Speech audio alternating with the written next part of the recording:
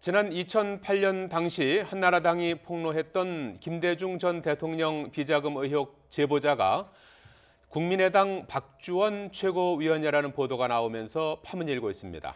국민의당은 박 최고위원의 당원권을 정지하고 최고위원직에서 사퇴하도록 하기로 했습니다. 네, 국회 연결합니다. 염혜영 기자.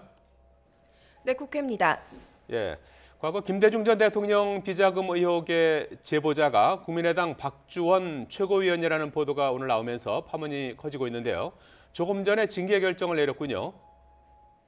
네, 그렇습니다. 먼저 이 의혹의 내용부터 정리를 해보겠습니다. 지난 2008년 당시에 한나라당 주성영 의원이 김대중 전 대통령의 비자금 의혹을 제기했었는데요.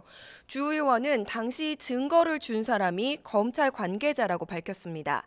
그런데 그 사람이 바로 지금 국민의당 박주원 최고위원이었다는 보도가 나오면서 논란에 다시 불이 붙은 겁니다. 국민의당은 오후 4시부터 최고위원과 소속 의원들의 연석회의를 1시간 반 정도 열었는데요. 박 최고위원에 대한 징계를 결정했습니다. 박 최고위원의 당원권을 정지하기로 의결했고 이에 따라 최고위원직에서도 물러나게 됐습니다. 하지만 박 최고위원은 대하소설이라는 표현까지 동원하며 강하게 의혹을 부인하고 있습니다.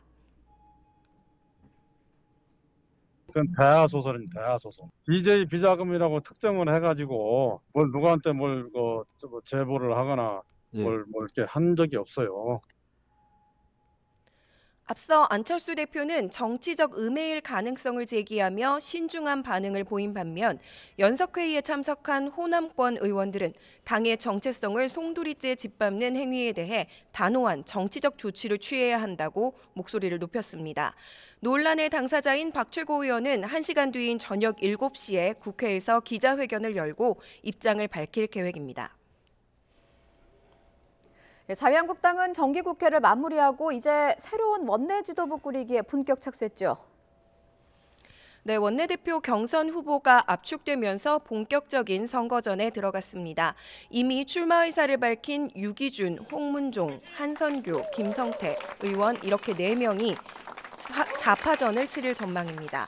네 후보는 오늘 처음으로 한자리에 모여서 한국당 초선 의원들과 간담회를 열었습니다. 친박계인 유기준 의원은 강경책만 쓰면 결과를 얻을 수 없는 상황이라며 당의 선명성을 보여주는 것이 생존의 길이라고 주장했습니다. 역시 친박계인 홍문종 의원은 과거를 따지기보다는 이번 원내대표 경선을 기점으로 희망의 불꽃을 쏘아 올려야 한다고 말했습니다. 한성교 의원은 개파로부터 자유로운 후보만이 보수 통합의 기초를 마련할 수 있다고 밝혔고 러닝메이트인 정책위 의장 후보로 자신과 중립지대 후보 단일화를 이룬 5선의 이주영 의원을 낙점해서 발표했습니다.